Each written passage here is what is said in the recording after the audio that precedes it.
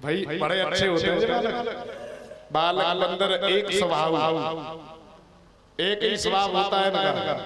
बैठ जा लल्ला, सबको दूध दे, एक एक दाने को प्रसाद मिलेगा। है बड़ी रानी के बेटा को गोदी में बिठा लिया है, चुगल ने छोटी रानी से जाकर कही महाराज तुम्हारे बेटा को जमीन में खड़ा किए हैं और उस दासी के बेटा को गोदी में बिठाया। गुस्सा में भागी और जाकर के धरती पे बांह पकड़ के ध्रुव को पटक दिया और ध्रुव से कही और भागे, इस दासी के बदले मेरी कोख से तूने जन्म लिया होता तो इस राज्य गद्दी पे बैठने का सपना देख, चल भाग। लाखों हजारों गालियां दे दी, एक कह दिया बोले भागे, तू उस भिखारिन का बेटा है, तेरी औकात इस गद्दी पे बैठने लायक नहीं है, चल घर वापस चला जा। अब आंखों में आंसू लेकर के ध्रुव ने जब पिताजी की तरफ देखा तो वो पिताजी, वो राजा मूक दर्शन बना हुआ बैठा है, बेचारे रोते हुए ध्रुव घर वापस आए। मैया ने बेटा को रोता हुआ देखा, एकदम से कलेजा फट गया, बेटा को गोदी में उठा लिया और मैया रो करके ध्रुव से कहती है, प्राण प्यारे लाल, अरे बताइए तू किन कही हमें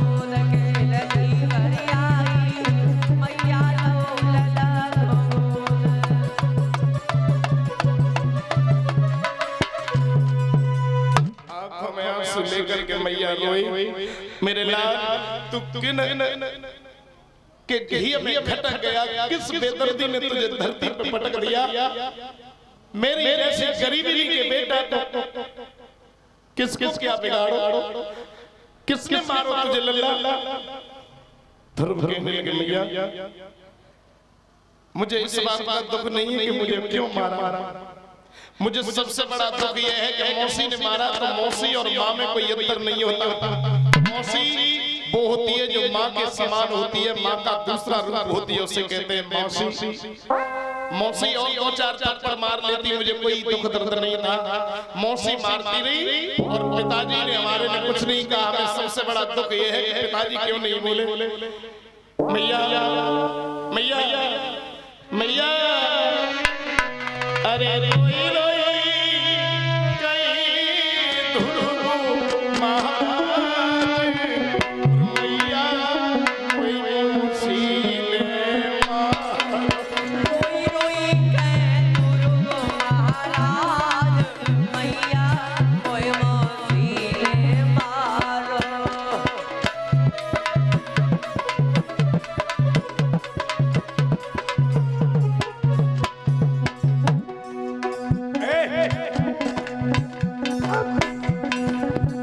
अरे कोई मौसी ने मारो मैया कोई मौसी ने मारो।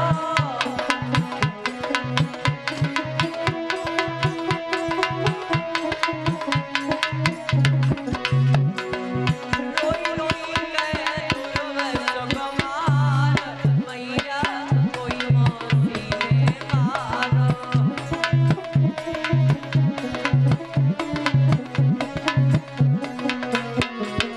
मैया कोई पिता गोद में धारो मौसी धकारो कोई पिता गोद में ठालो मौसी ने ढका मारो। मुझसे नहीं बोले महाराज मैया कोई मौसी कोई ना बोले महाराज मैया कोई मौसी ने मारो। क्या बात है।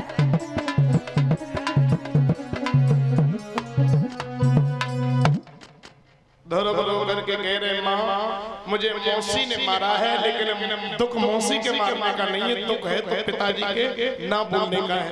एकदम से माँ कहने लगी वो तुम्हारे पिता है ही नहीं जो तुम्हें बोलते तुमसे कुछ कहते। कौन है फिर मेरा पिता?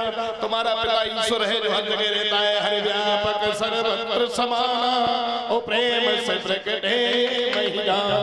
भगवान हर जगह रहता है, वो तुम्हारा पिता है। कहने लगे तो भगवान हर जगह रहता है, मेरे मौसी ने हमें मारा तो भगवान वहां चुना है। कहने लगे ऐसे नहीं आते भगवान, तपस्या करनी होती बुलाना होता। अब तो मैया भगवान की तपस्या करने जाऊंगा। जोगी बन के बैरागी बन के धर्म जब घर से चला, मैया ने खूब रोका बेटा मत जाओ, लेकिन माँ की बात नहीं मानी। जंगल में पहुंच गया, जमुना के किनारे पर्णकुटी बना करके रहने लगा। वहीं देवर्षि नारद से भेंट हुई। नारद जी ने गुरु का ज्ञान दिया, द्वादश मंत्र दिया। उसी द्वादश मंत्र का ध्रुव ने यमुना के किनारे बैठ करके जाप किया। कई दिन भोजन छोड़ दिया, पानी भी छोड़ दिया, फल खाना छोड़ दिया। आखिर में ध्रुव ने सब कुछ छोड़ दिया। अब ध्रुव ने केवल ऑक्सीजन प्राणवायु का खींचना आरंभ किया। जब हवा खींची तीनों लोगों की हवा रुक गई। सब प्राणी, जलवासी, थलवासी, सब जीव जंतु आंखें फतरा गई। सबकी आंखों से आंखें खुली रह गई। सब लोग परेशान हो गए, सब देवी देवता भागे। भगवान से कही अगर थोड़ी देर और नहीं जाओगे तो सब मारे जाएंगे। भगवान गरुड़ छोड़ करके ध्रुव के सामने प्रकट हुए। बेटा ध्रुव आंखें खोलो, क्या चाहते हो, क्या चाहिए? ध्रुव ने कहा प्रभु हमें कुछ नहीं चाहिए, आप पिता हो, मैं बालक हूँ, आप एक बार अपनी गोदी में मुझे बिठा लीजिए। ध्रुव को भगवान ने गोदी में बिठाया, आशीर्वाद दिया। जब तक रहो तब तक राज्य करो, जब तुम्हारी इच्छा तृप्त हो जाए तो मेरे लोक में हमेशा हमेशा के लिए धर्मतारा बन जाना, आकर के मेरे लोक में स्थापित हो जाना। भगवान से वरदान प्राप्त करने के बाद ध्रुव जब घर वापस चले हैं तो ऐरावत हाथी पर इंद्र ने ध्रुव को बिठा लिया और ध्रुव ऐरावत हाथी पे बैठ के आगे बढ़े। उधर अयोध्या के नर नारियों ने सुना कि ध्रुव वापस भगवान के दर्शन करके आ रहे हैं। सब लोग भागे, सबको पैदल देखा, ध्रुव जमीन पर चलने लगे।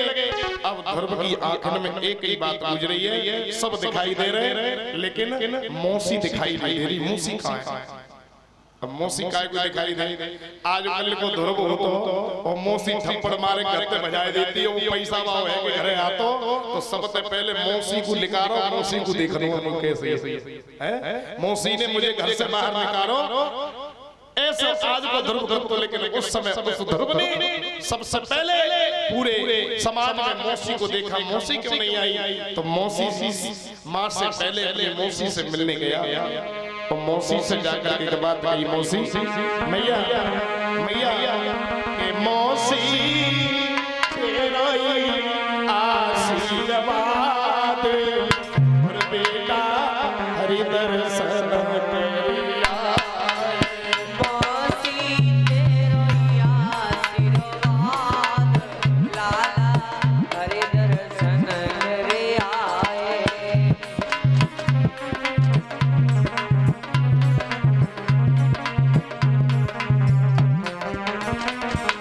मैया बाजना तू मोई मारती मैया जोना भटकारती बागन जो तू ना मारती मैया जो ना कोई फटकारती भगवान ने कहा अगर तू उस दिन मुझे मारती नहीं तो भगवान नहीं मिलते हैं जो तू न मारती बागिन मैया भटकारती मौसी जो तू ना मारती बातिन जो नए फटकारती मिलते गए भगवान मैया हरे दर्शन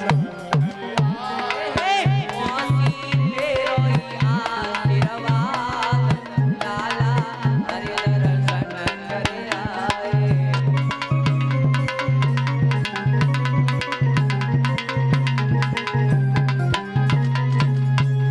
मौसी अगर उस दिन तुम हमें मारती ना समाज में बेइज्जती नहीं करती और ध्यान रखना जिसकी समाज में बेइज्जती नहीं हुई वो आगे नहीं बढ़ पाया समाज में जब तक एक बार बेइज्जती नहीं होती तब तक वो आगे नहीं बढ़ता और एक बार अगर उसकी बेइज्जती किसी की हो जाए कोई भी हो या कैसे घर को छोड़ के गांव छोड़ के कहूँ बाहर बस जाए तो उन्हें देख लेना वो सब पैसे वाले होंगे जो काम छोड़ के पहले चले गए कहूँ बाहर हाँ क्यों क्योंकि तरक्की का नजारा घर छोड़ना है घर में पड़े रहोगे तो कुछ नहीं होगा भैया ध्रुव ने हरि दर्शन किए कई सालों तक राज्य किया राजा से तृप्त होकर के ध्रुव के भैया उत्तम का वध यक्षों ने कर दिया यक्षों से युद्ध करने के लिए ध्रुव आगे बढ़े तो उधर भगवान ने ध्रुव को रोक लिया और ध्रुव को रोक करके कहा बेटा तुम और ये यक्ष इनसे लड़ो युद्ध शोभा नहीं देता है कई सालों तक ध्रुव ने राज्य किया फिर ध्रुव तारा बन करके भगवान के समीप नभमंडल में समाहित हो गए बोलिए भगवत्सल भगवान की आप आरती तैयार करो।